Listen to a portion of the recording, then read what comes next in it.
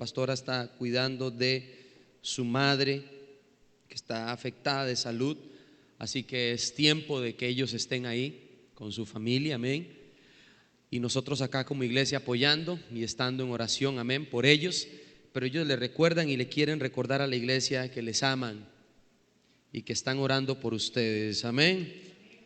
Gracias al Señor por nuestros pastores. Vamos a abrir nuestras Biblias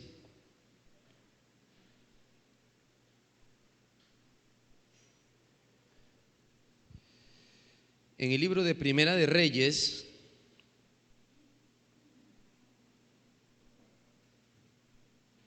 Primera de Reyes 18. Primera de Reyes capítulo 18, verso 42. Lo tenemos. Primera de Reyes capítulo 18, versículo 42 al 45. Vamos a leer.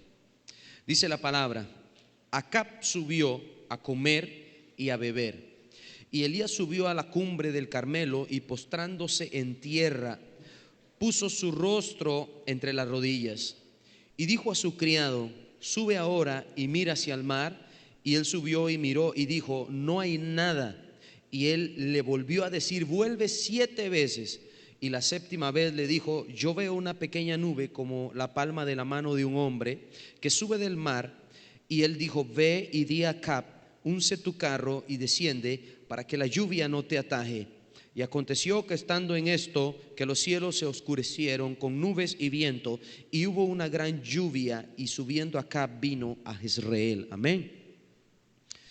Acá la palabra nos ilustra una oración que hace el profeta Elías por lluvia. Él ora por lluvia y Dios le responde, amén. Dios responde la oración del profeta Elías. Y el tema de hoy se llama precisamente la oración eficaz. La oración eficaz. Yo sé que muchas veces hemos hablado acerca de la oración. En muchas ocasiones hemos hablado del poder de la oración que Dios oye. Pero hoy yo quiero hablarle acerca de la oración eficaz. Y esto es importante porque el cristiano, el creyente, debe de saber orar. Debemos de saber orar. ¿Por qué? Porque es la herramienta que Dios nos dejó para poder comunicarnos con Él. Y si no lo hacemos de la manera correcta, no vamos a tener esa respuesta o esa conversación que podemos entablar con Dios. Eso es como que a usted le den un teléfono y usted no sepa cómo se utiliza el teléfono. Usted le da ahora a un niño un teléfono de los antiguos de botones y se pierden. Ellos no saben cómo se utiliza eso, ¿verdad? Solo los más viejitos sabemos cómo se utilizan esos teléfonos. Y ahora todo es táctil. Así que si usted les da un teléfono de esos, es imposible que ellos puedan comunicarse, que para eso es ese aparato. De la misma forma es la oración. Si no sabemos utilizarla de manera eficaz, la comunicación para lo cual fue hecha, para entablar una comunicación con el Espíritu Santo, con Dios, con el Padre, con Jesucristo mismo, no podría ser efectiva ni llevar a cabo los resultados que queremos a través de la oración. Usted se ha preguntado muchas veces, y yo sé que mucha gente se pregunta: ¿por qué mi oración no tiene respuesta? ¿Por qué yo oro y Dios no me escucha? ¿Por qué yo oro y siento que mi oración no atraviesa ni siquiera el cuarto en donde estoy? ¿Qué pasa con mis oraciones? ¿Por qué Dios no me responde? Y es que precisamente es la oración eficaz la que Dios va a responder. Es solamente la oración que hacemos, aunque no hay una fórmula exacta de cosas que se pueden decir o no se pueden decir, palabras a utilizar. Sí hay una serie de argumentos bíblicos que Dios nos da para que nuestra oración sea eficaz. Y el primer punto es que debemos de tener una fe sincera y genuina de que Dios oye nuestras oraciones.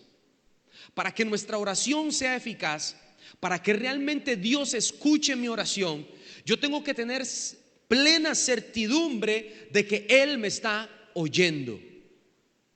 Si yo dudo o yo pienso que Dios, no, es que Dios a mí no me oye, es que Dios a mí no me escucha porque esto, que por lo otro, y por aquí, por allá. Desde ese momento la oración pierde su eficacia. Y efectivamente, así como usted lo está diciendo, Dios no lo va a escuchar.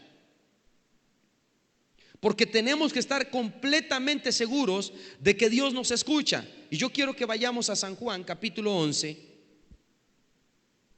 San Juan, el Evangelio según San Juan, capítulo 11. El Señor Jesús nos da y nos enseña que esto es una verdad bíblica. San Juan 11, del 41 al 42. Jesús está frente a la tumba de Lázaro, un muerto de 3 días. Y dice así la palabra del Señor: entonces quitaron la piedra de donde había sido puesto el muerto.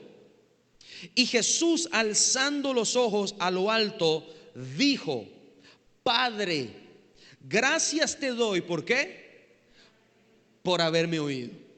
Y oye lo que dice el 42: yo sabía que tú siempre me oyes. Él afirma que el Señor lo está escuchando, su Padre lo está oyendo, pero lo dije por causa de la multitud que está alrededor, para que crean que tú me has enviado.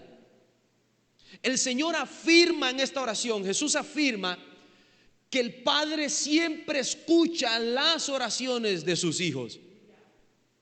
Así que a través de la palabra yo puedo tener fe y estar completamente seguro que mi oración, su oración, siempre va a ser escuchada. Así que cuando pensamos que es que Dios no oye hoy mi oración, o hoy Dios no me va a escuchar, esto es un pensamiento que inmediatamente tenemos que rechazar.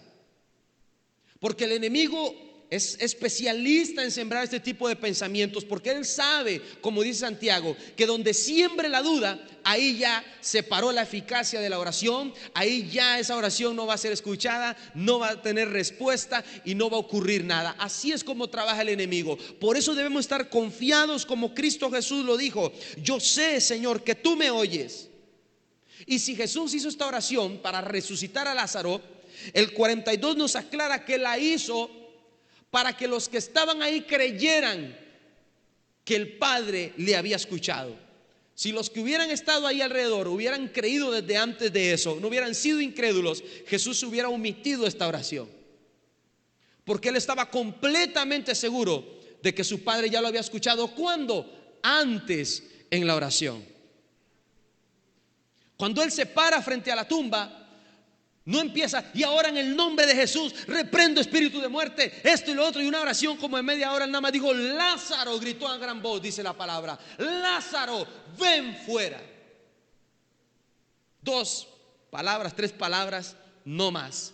Sencilla oración: Lázaro, ven fuera. E inmediatamente Lázaro salió con vida.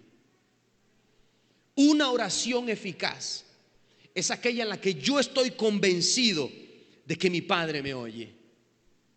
No debo de tener ninguna sola duda de que Jesucristo me está escuchando. Marcos capítulo 11. San Marcos capítulo 11, versículo 24.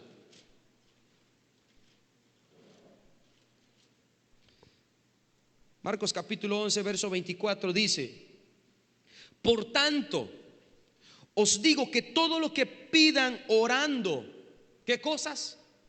Todo lo que pidan orando, dice el Señor, crean que lo recibirán y os vendrá. Una vez más: por tanto, les digo que todo lo que pidieran orando, crean que lo van a recibir y vendrá. Esa es la manera con la que Cristo quiere que nosotros oremos, creyendo que por lo que estamos orando lo vamos a recibir. Porque yo sé que Él me está escuchando.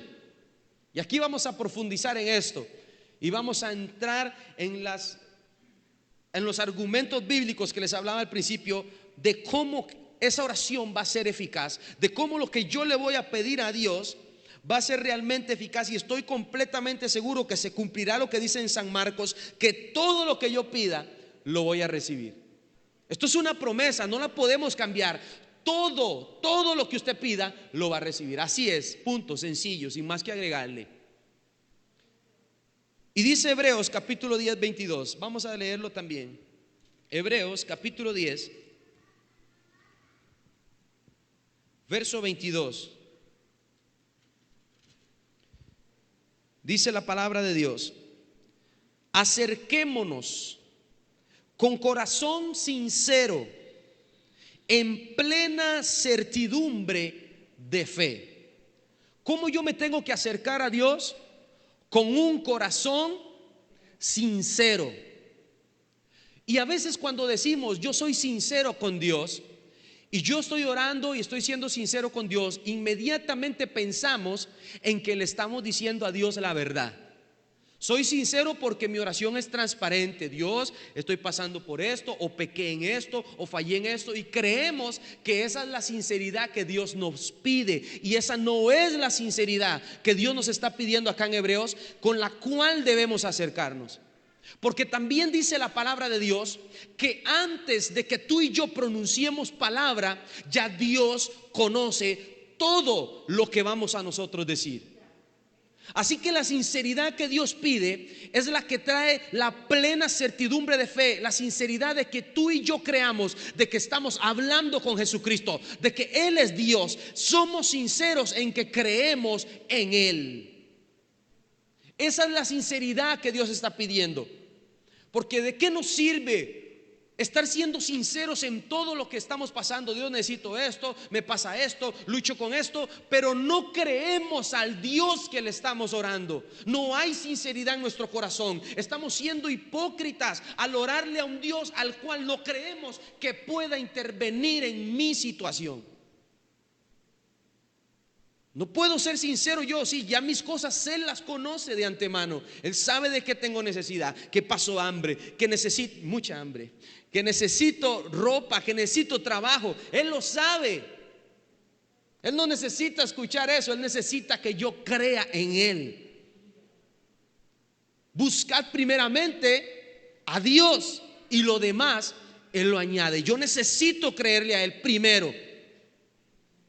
Saber que Él me está escuchando, y eso hará que mi oración sea eficaz.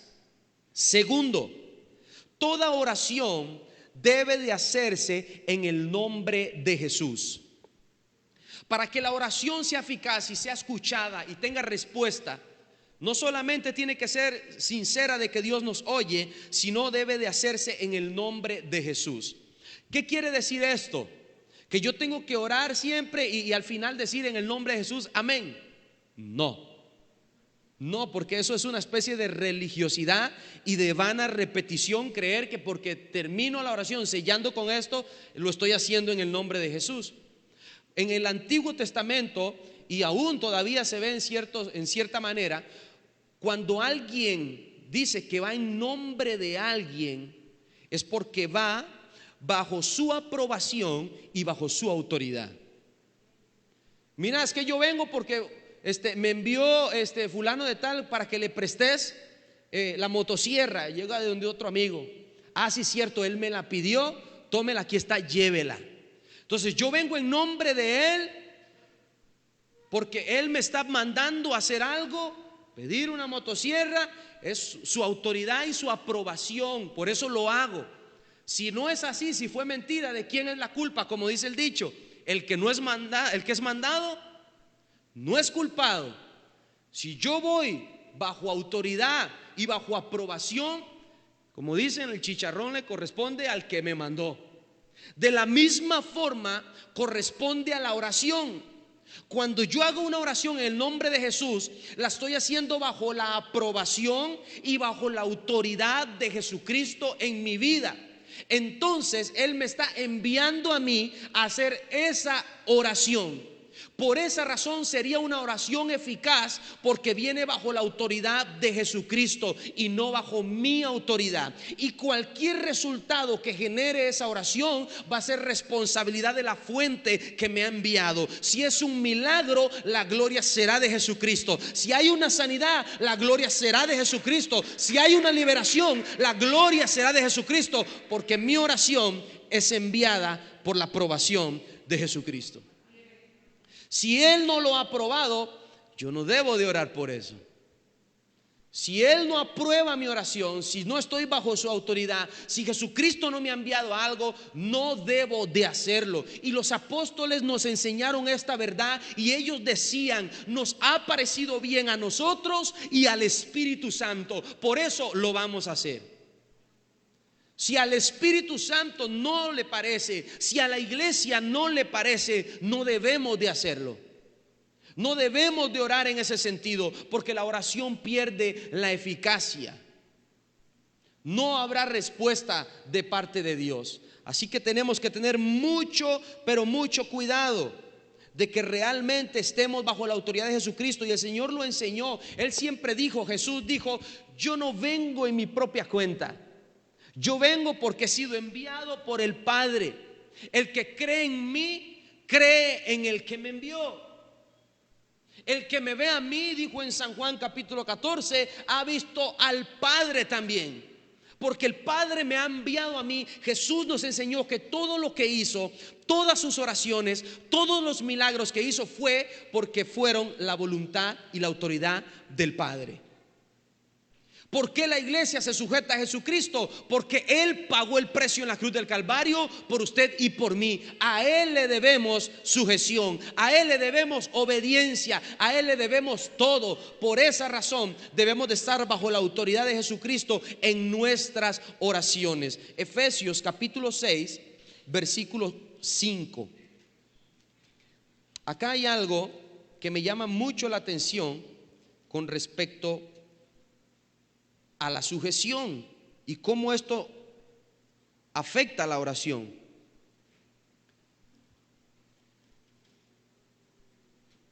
Efesios capítulo 6, versículo 5.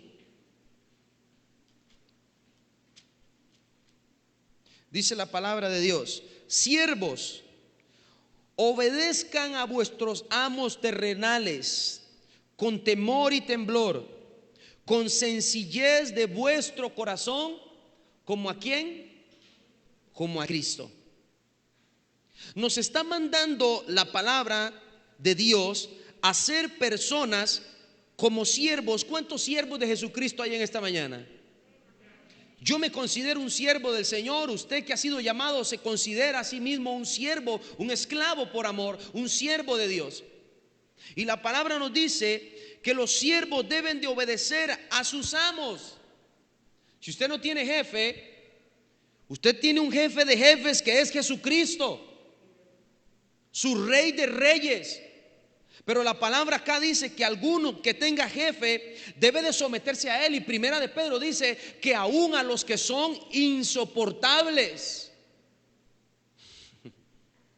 Si no podemos someternos a la autoridad, mucho menos podremos someternos a Jesucristo. Y si no estamos bajo la autoridad de Jesucristo, nuestra oración por ende no es eficaz. Si no estamos bajo obediencia y bajo sujeción, la palabra del Señor dice: ¿cómo yo puedo decir que amo a mi hermano, que respeto a mi hermano? Dice el apóstol Juan, que lo veo y no lo respeto, no lo amo y lo estoy viendo. ¿Cómo puedo decir que amo a Dios que no lo veo? Entonces el Señor siempre nos mantiene un escalón de humildad, de sencillez para con los hombres, para poder entender y para poder ser entendidos en los cielos a través de nuestras oraciones. Él siempre nos va a poner, y Proverbios dice: el hierro se afila con hierro. Yo me moldeo y yo me afilo con mis hermanos cuando trabajo en equipo. Si usted no tiene la capacidad de trabajar con otro hermano, si usted no tiene la capacidad de servirle al Señor con alguien más, usted no puede moldearse a sí mismo, moldear su carácter, moldear las malas mañas que a veces tenemos. Esas cosas nos ayudan a orar bajo la voluntad del Señor.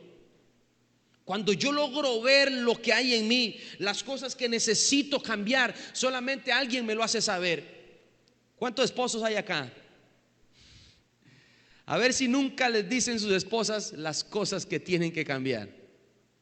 ¿Verdad que sí se las dicen? Esto no me gusta. Cambia esto. Deja de hablar así. Deja de decir lo otro.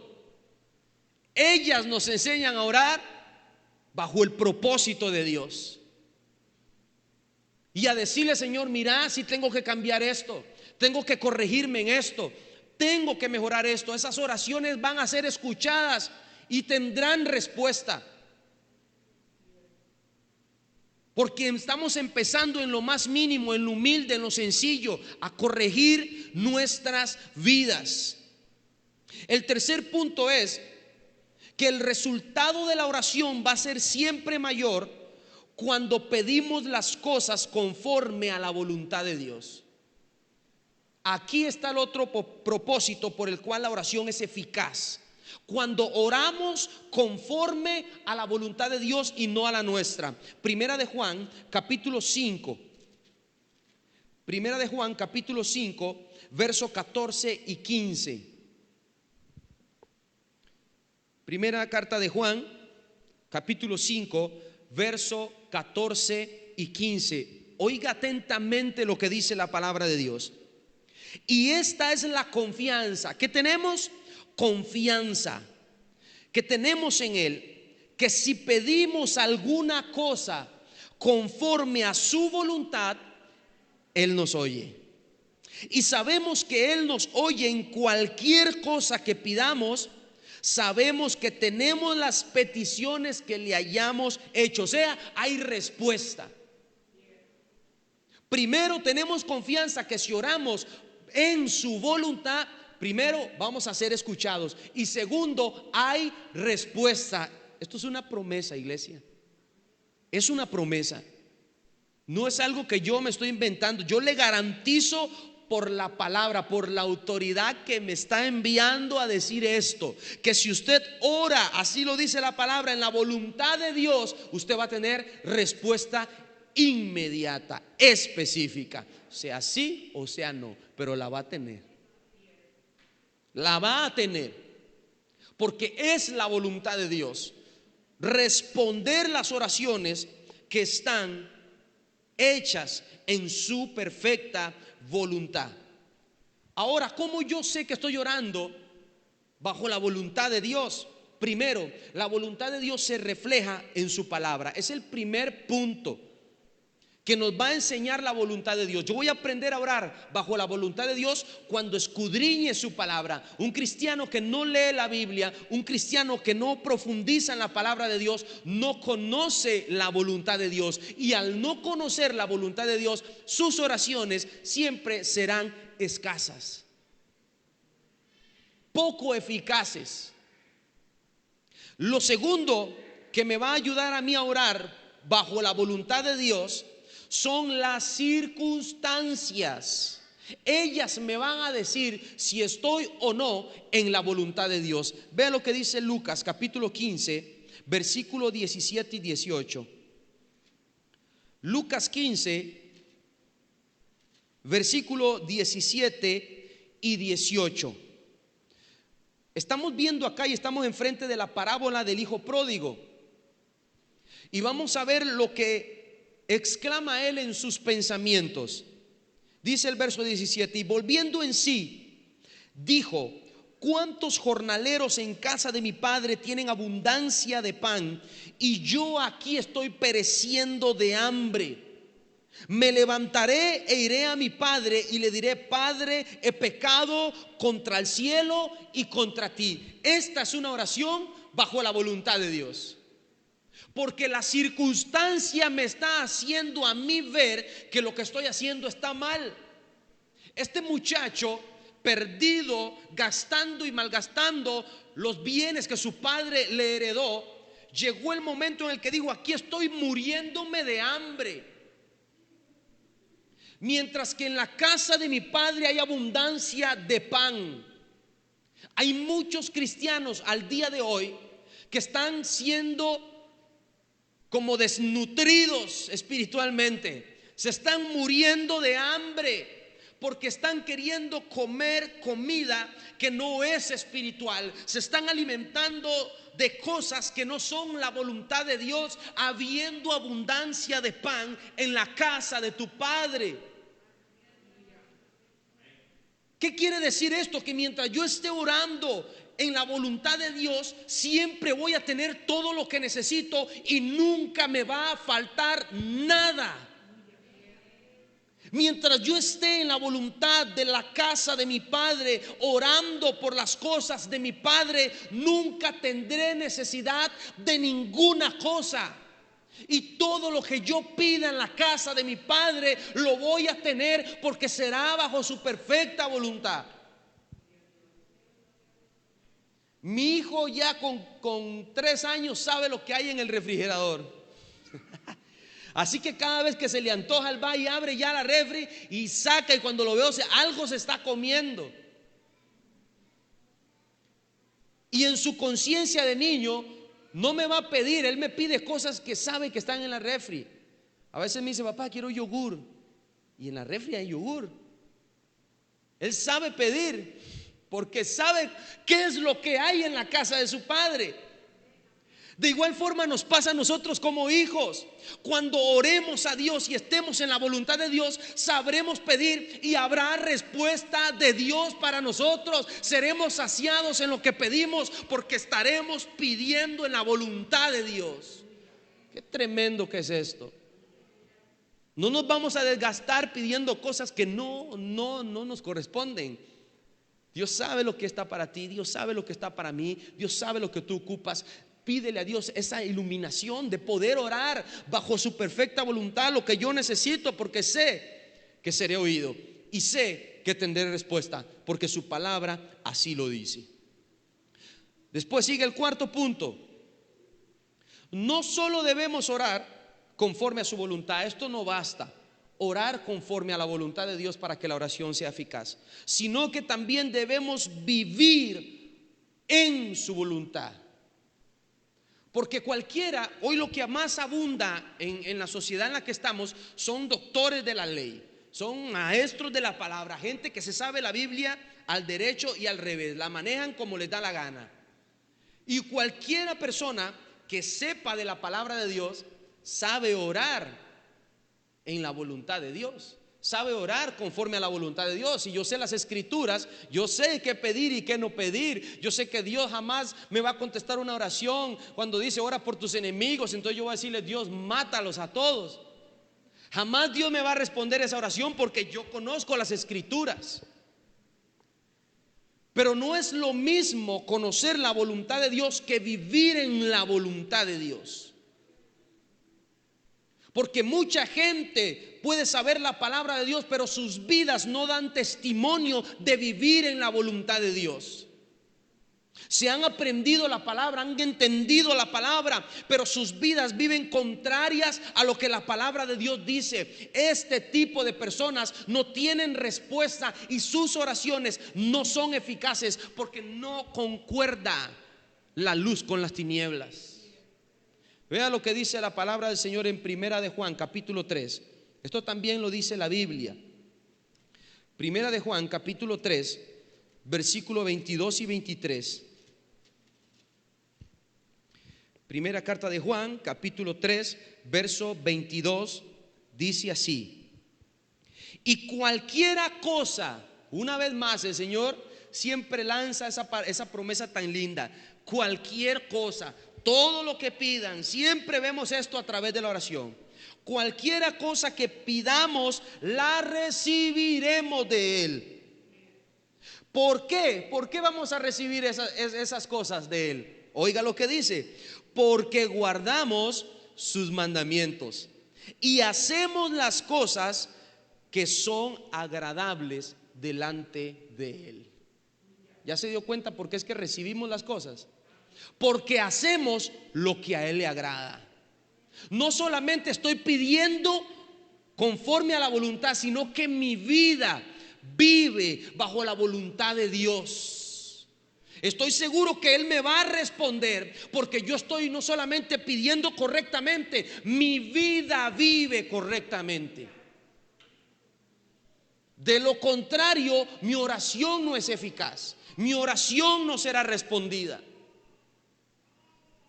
Esta es la certidumbre, este es el corazón sincero que tenemos que tener cuando Hebreos dice: acerquémonos con corazón sincero.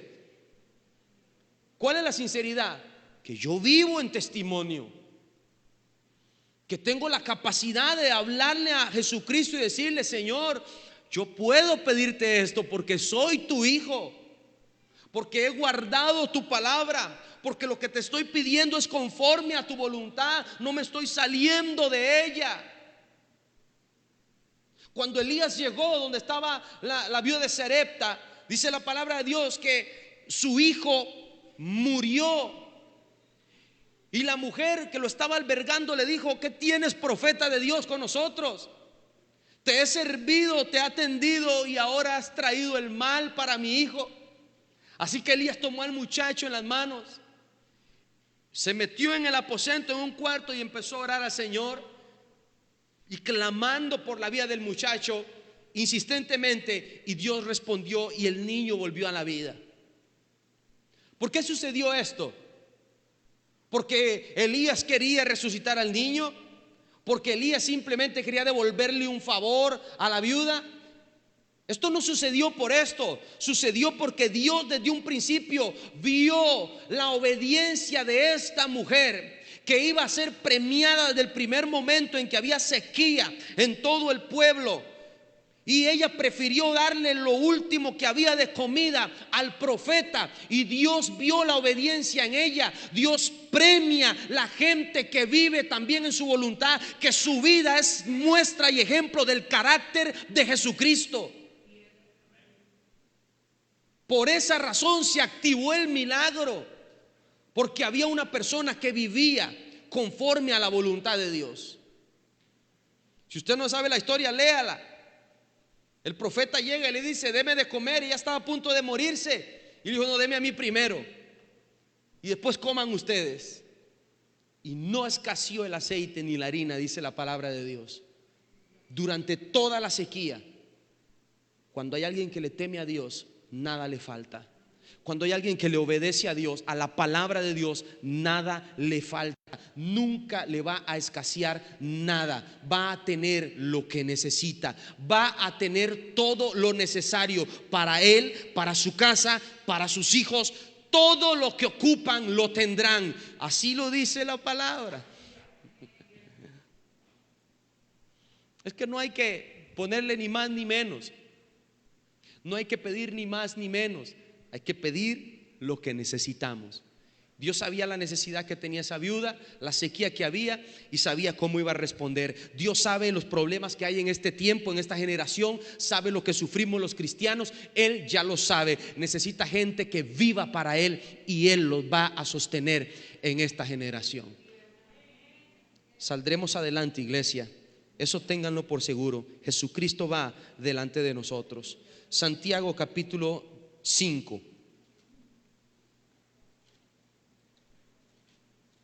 Santiago capítulo 5, verso 16. Vea lo que dice la palabra de Dios.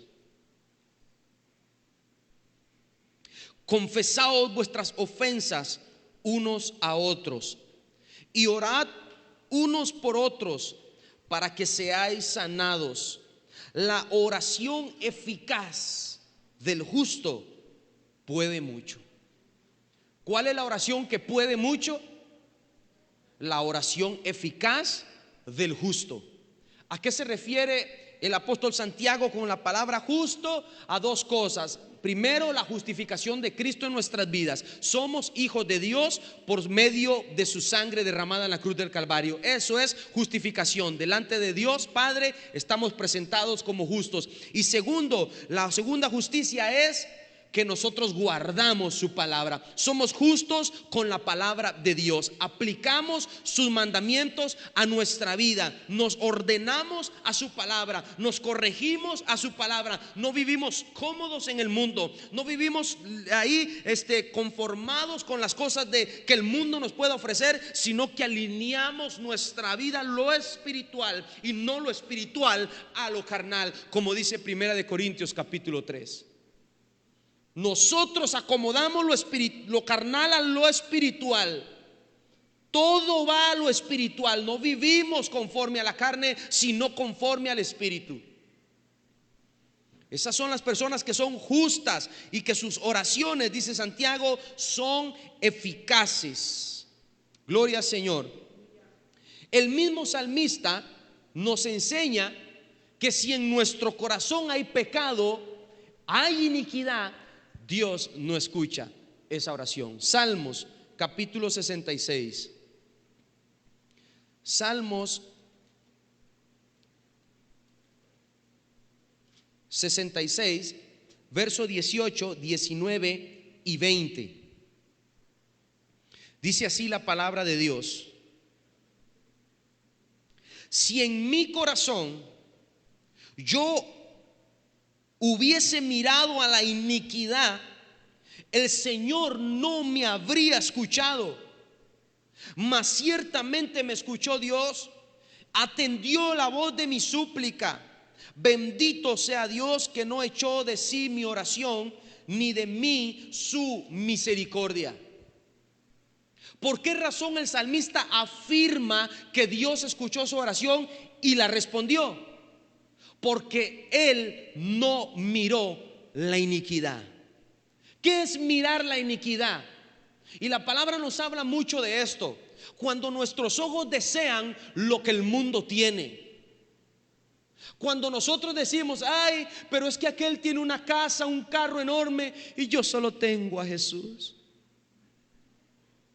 Y damos lástima porque vemos como tener a Jesús es lo más pobre que hay en el mundo. Uy, es que aquel tiene el mejor puesto en el mejor trabajo y yo solo tengo al Espíritu Santo. Aquel tiene la mejor salud, vea, los hijos más graduados en la Universidad de Harvard, de Boston, lo que sea, y yo solamente tengo el favor y la gracia de Jesucristo. ¿Sabe que ese fue el pecado que más afectó a Israel? Y el primer rey de Israel fracasó precisamente por eso, Saúl. Porque el pueblo de Israel dijo: los otros reinos tienen reyes y nosotros no tenemos rey. ¿Queremos alguien que nos gobierne? En ningún momento se detuvieron a ver que los gobernaba el Rey de reyes y Señor de señores. No tenían necesidad de ningún hombre que los dirigiera, porque Dios era su rey, era su Dios. Usted no tiene necesidad de envidiar, de codiciar lo que el mundo tiene, porque tú tienes lo mejor. Tú tienes a Cristo, al Espíritu Santo, la gracia de Dios, el favor en tu vida. Eso es lo mejor que el hombre pueda tener. Esa es la mayor riqueza del mundo, tener a Cristo en el corazón. Somos favorecidos, somos ricos. Con solo esto lo tenemos todo. El que tiene a Cristo, dice el apóstol Juan, lo tiene todo, no le hace falta nada. Así que no tenemos que vernos con esa mentalidad de pobrecitos, de miserables, del cristiano, de allá el baboso. No, levante la cara, viva alegre, viva feliz. Hay un corito que decía: soy feliz, Cristo me salvó. Soy feliz, Cristo me salvó. Amén.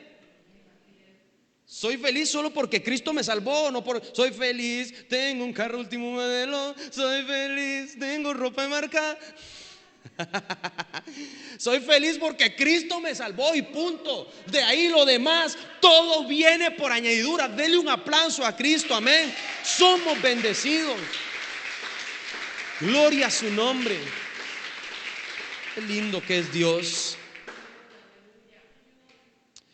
El quinto punto es que entendiendo los cuatro anteriores, haciendo los cuatro anteriores, o sea, orando, primero, sabiendo que Dios me oye; segundo, que lo hago en el nombre y la autoridad de Jesús; tercero, que mi oración es bajo la voluntad, que vivo en la voluntad. Si ya yo aplico esto, el quinto punto es persistir en la oración.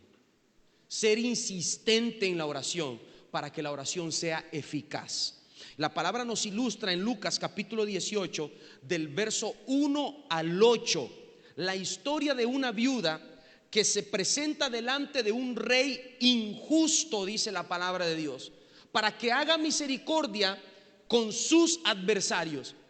El rey injusto, dice la palabra, que al principio no le da mucha pelota, como decimos acá, y la ignora, pero de tanto insistir la viudita, el rey piensa dentro de sí y dice: mejor le voy a conceder lo que me está pidiendo, porque esta mujer va a agotar mi paciencia. Y el Señor termina ilustrando esta palabra y diciendo: cuánto más el Padre justo va a responder las oraciones de sus hijos que día y noche claman al Señor. Pero tristemente lanza una pregunta al final y dice: pero cuando venga el Hijo del Hombre, ¿hallará fe en la tierra? La fe va relacionada estrictamente con su oración,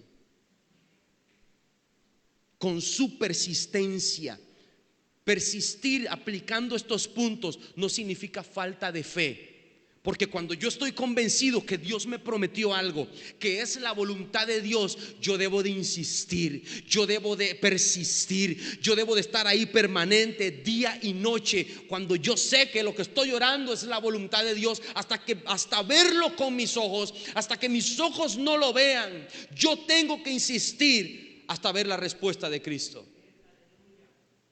Esa es una oración eficaz. Pero a veces sabemos la voluntad de Dios y Dios nos dice: te voy a dar esto, te voy a bendecir con esto, te voy a libertar de esto, y sabemos la voluntad de Dios, pero no insistimos en la oración.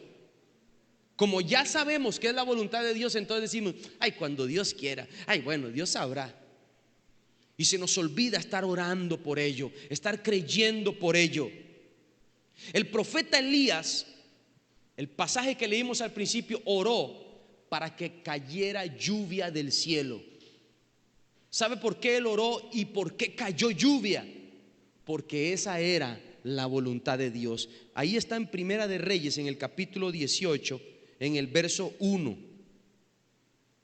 Primera de Reyes, capítulo 18, versículo 1. Vea lo que el Señor Dios le habla a Elías. Dice: pasados muchos días vino palabra de Jehová a Elías en el tercer año, diciendo: ve y muéstrate a Acab, porque yo haré llover sobre la faz de la tierra. Elías no se le antojó orar por lluvia, porque a él dijo: ya es tiempo de que llueva, aquí ya mucha sequía, no, hay que tomar agua, los ganados están muriendo. No, él oró por lluvia porque Dios le dijo: ve y hazlo, porque yo haré llover. No es que usted a los 3 meses de aquí en Guanacaste de full sol, usted se va a parar y porque usted es muy espiritual, usted va a decir: Señor, llueva, y va a llover. No va a llover. No va a llover. Estamos en tiempo de verano, cuando estamos acá y el sol tupe bonito. Pero si Dios a usted le dice que lo haga, si es la voluntad de Dios, va a llover. Va a llover. Y eso es lo que yo quiero que usted entienda hoy, que tal vez el pronóstico sea contrario, pero si es la voluntad de Dios, y si usted vive en la voluntad de Dios, si usted tiene certidumbre de que Dios lo oye, persista en eso, porque aunque el pronóstico sea contrario, Dios lo va a hacer.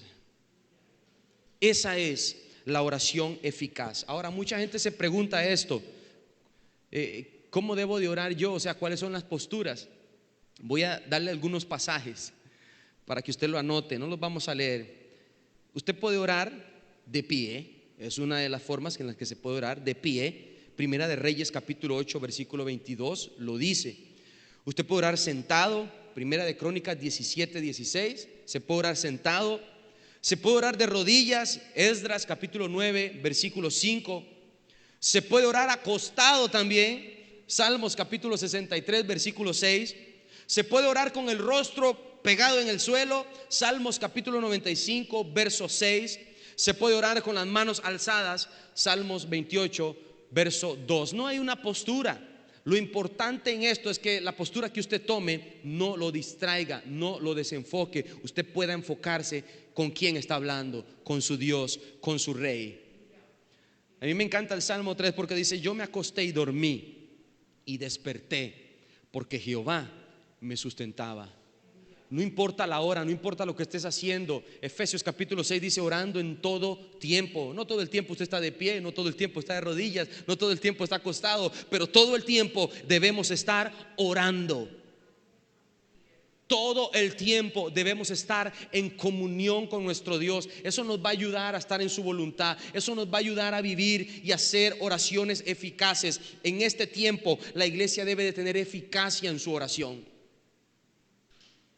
Se lo digo porque mucha gente necesita escuchar esto, porque como cristianos inmediatamente sentimos la necesidad de orar con Dios cuando aceptamos a Jesucristo, pero debemos hacerlo bien.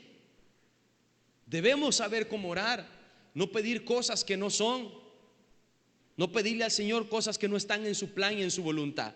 Examinémonos a nosotros mismos y hablemos con Dios, seamos sinceros con Él. Es mejor, si usted no tiene fe con Dios, si usted no tiene fe para Cristo, es mejor que usted diga como aquel hombre: Señor, ayuda mi incredulidad. Señor, ayuda mi incredulidad. Trabaja con mi incredulidad, porque no creo que tú puedas hacerme este milagro. No creo que tú puedas hacer eso que me estás diciendo. No creo que tu palabra pueda con lo que estoy leyendo. Así que ayuda mejor mi incredulidad. Yo creo que es lo mejor que podemos hacer si no le tenemos fe a Dios: pedirle que ayude nuestra falta de fe. Póngase de pie.